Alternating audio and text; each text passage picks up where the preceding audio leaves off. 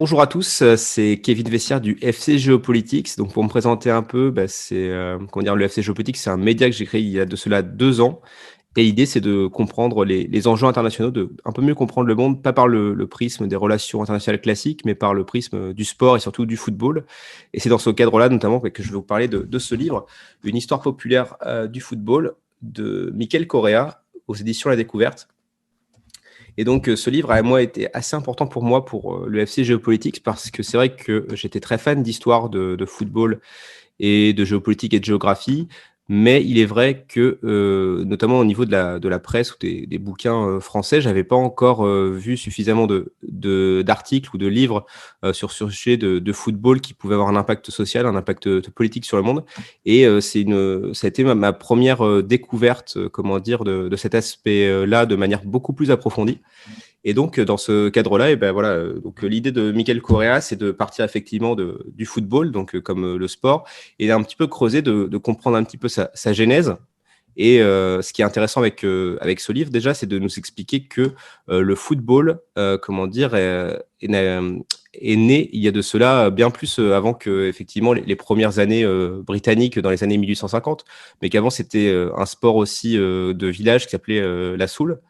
Et donc, effectivement, l'idée, c'était un petit peu ce côté populaire de faire affronter les villages, qu'il y avait effectivement ces différents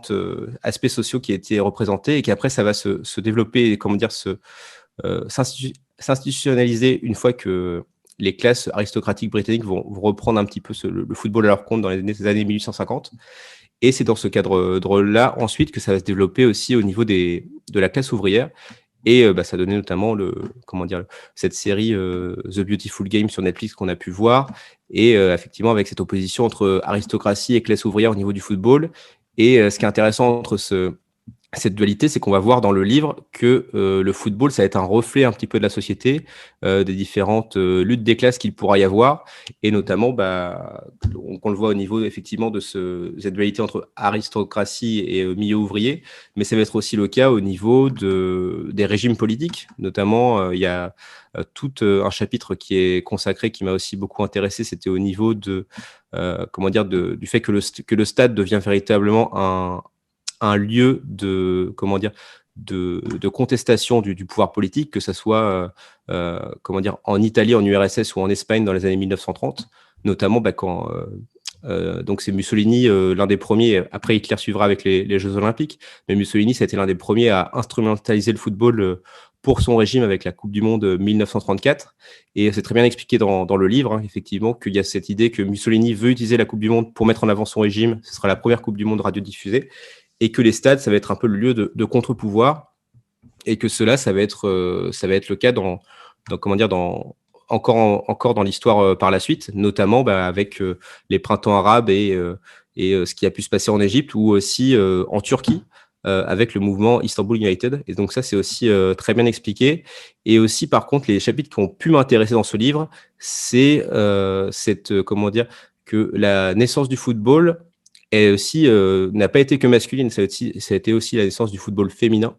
et que le football féminin était très populaire dans les années 1910-1920 et que finalement, eh bien, vu que comment dire, cette popularité du football féminin suivait comment dire, l'émancipation des femmes, notamment du fait que c'était elles qui étaient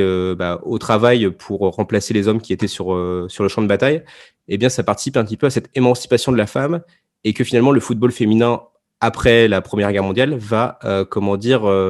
être un peu mis de côté par les instances décisionnaires, donc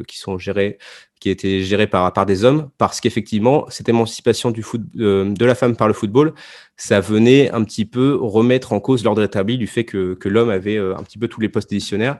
Et donc, c'est pour ça que finalement, avec le football féminin aujourd'hui, on repart de plus loin. Mais ce qu'il faut savoir, c'est que le football féminin n'est pas né que dans les années 90 avec la première Coupe du Monde. Et ça aussi, c'est très bien expliqué dans le livre. Et enfin,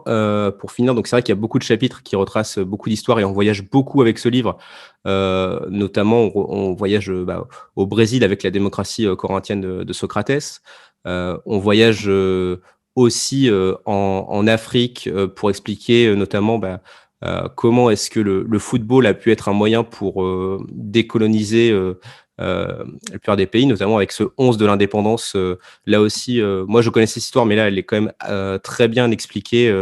dans ce livre-là. Et enfin, il y a aussi ce que j'ai bien aimé dans ce livre, le côté mis en avant au niveau des supporters, que finalement, les supporters du mouvement ultra, c'est pas comme ça peut être dépeint dans certains médias, comme effectivement des gros beaufs qui se tapent dessus ou qui sont forcément racistes.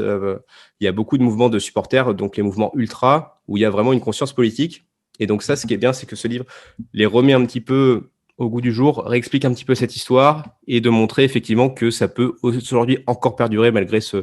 football de plus en plus aseptisé, de plus en plus football business, notamment à travers plusieurs exemples et notamment le plus célèbre et qui est très bien illustré dans ce livre, le cas de San Paoli, donc le club d'Hambourg en Allemagne, qui continue d'avoir un petit peu cette culture-là, même si on le voit encore aujourd'hui que ces modèles-là, à l'image de l'Union de Berlin, ça peut être beaucoup plus compliqué à mettre en place une fois que le club a atteint un niveau un petit peu supérieur. En tout cas, voilà, moi je vous conseille de lire ce livre, Une histoire populaire du football de Michael Correa aux éditions La Découverte,